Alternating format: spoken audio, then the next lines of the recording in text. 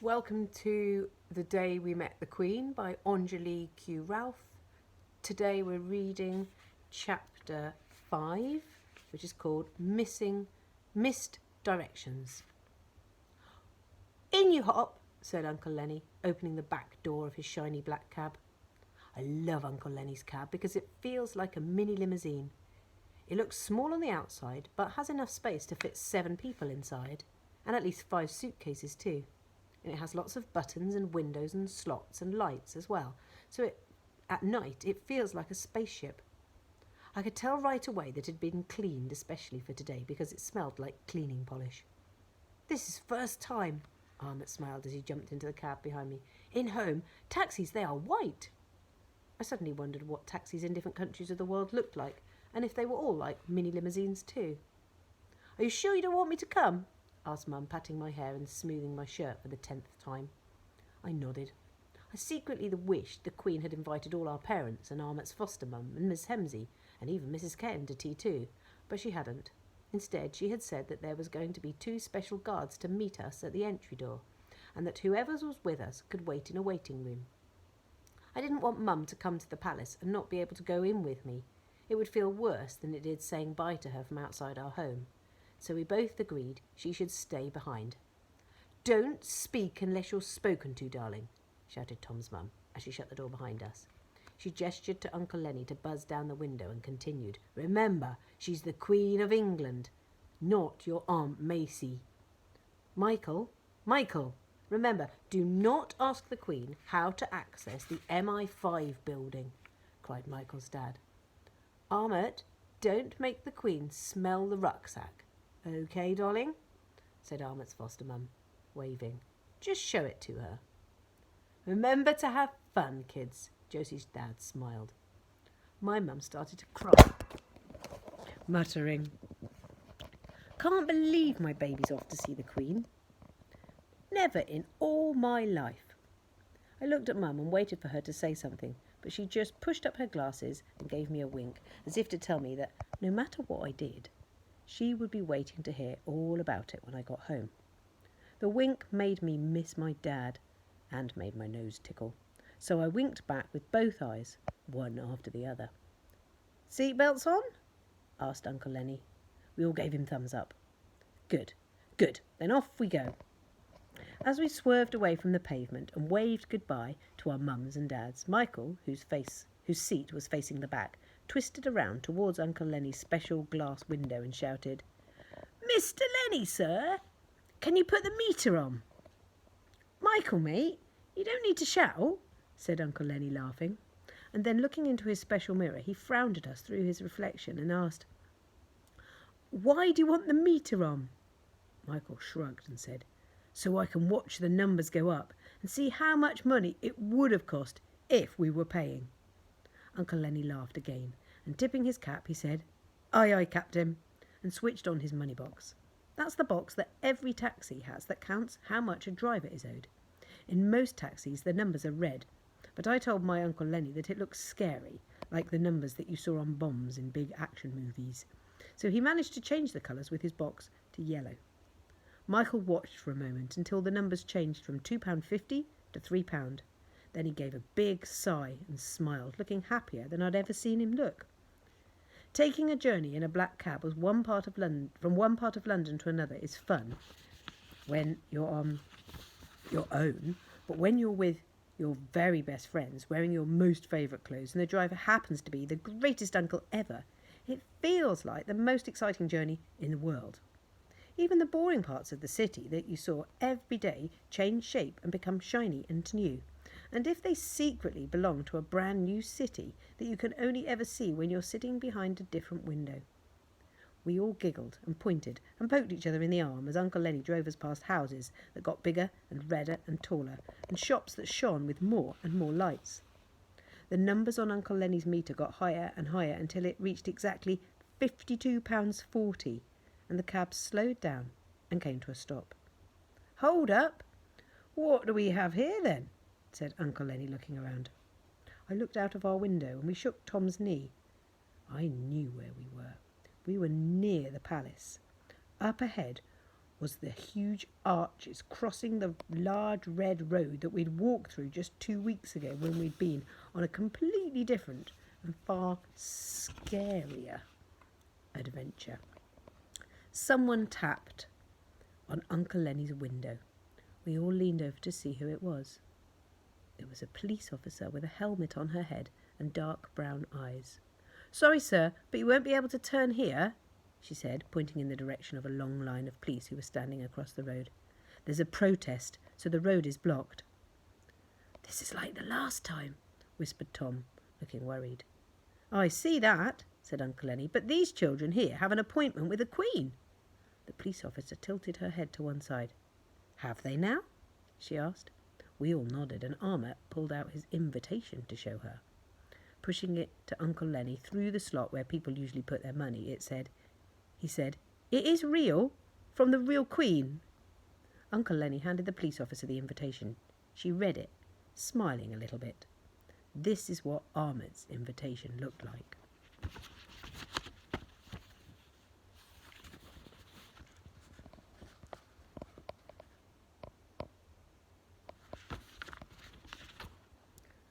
The Lord Chamberlain is commanded by Her Majesty to invite Ahmet Sagal, the bravest refugee boy I know, to a special afternoon tea at Buckingham Palace on Saturday, the 27th of October at 12 noon.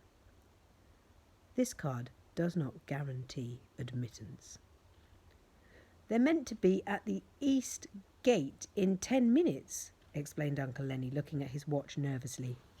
The police officer nodded and, turning away from us, started speaking into a walkie-talkie that was taped to her bright yellow police jacket.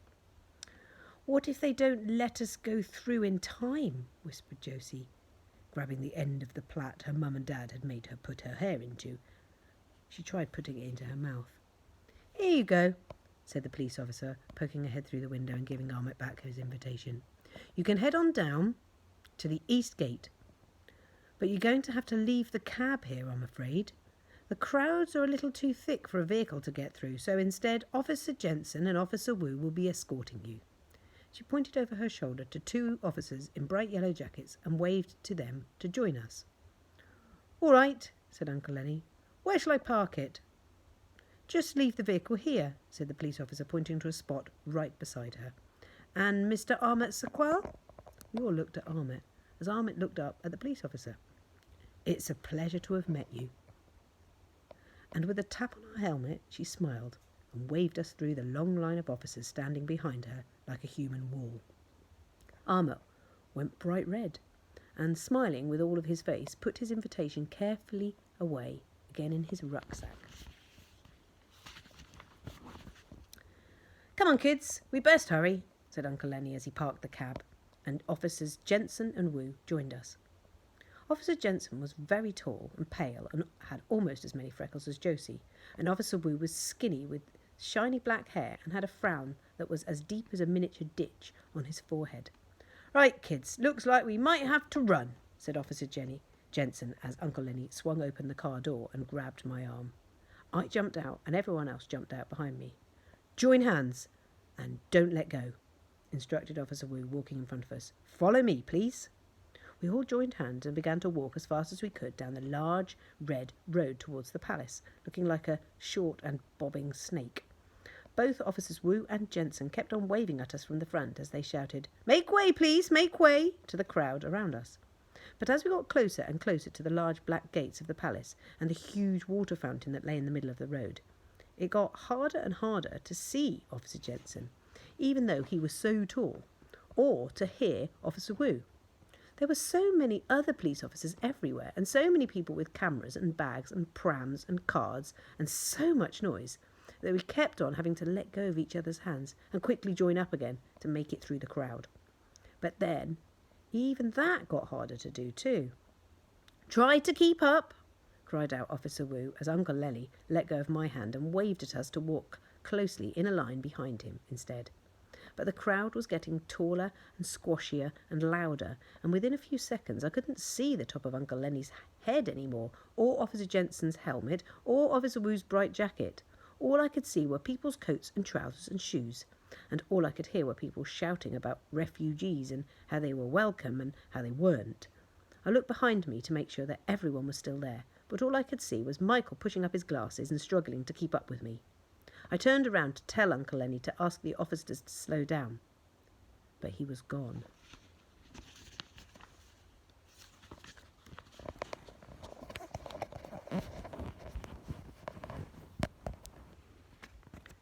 That was when I heard someone shout, "Look, it's him! It's that refugee kid, Ahmet!" Instantly, everyone around us turned to look and shout and point. I stopped and hopped around to see where Ahmet was to make sure he was okay.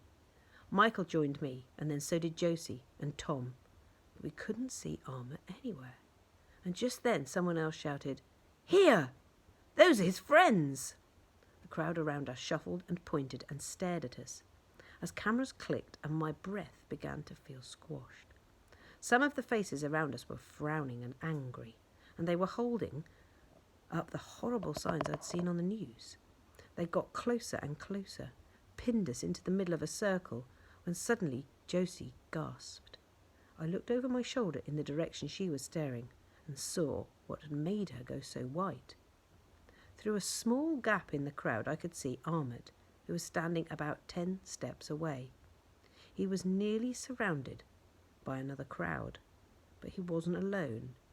He was staring up at a man, and the man was holding Ahmet's red rucksack, as if he was trying to stop him from running away.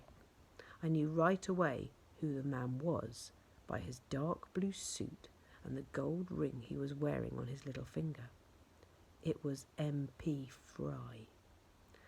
But it wasn't seeing him that made me suddenly feel as if my hands and feet had frozen.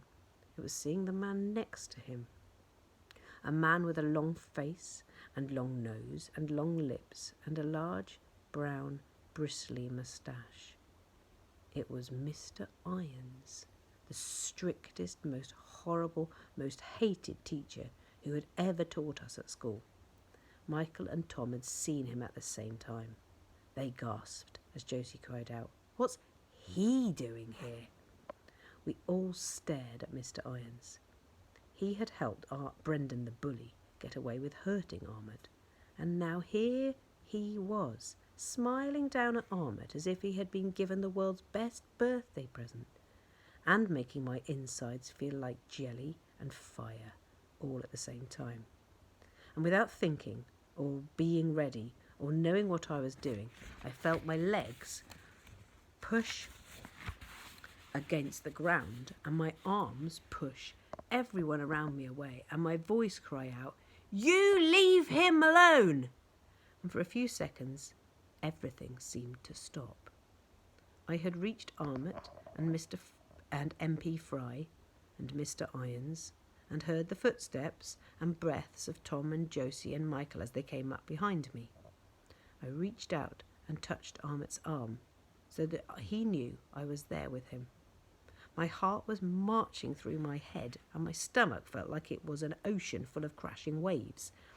But I didn't care.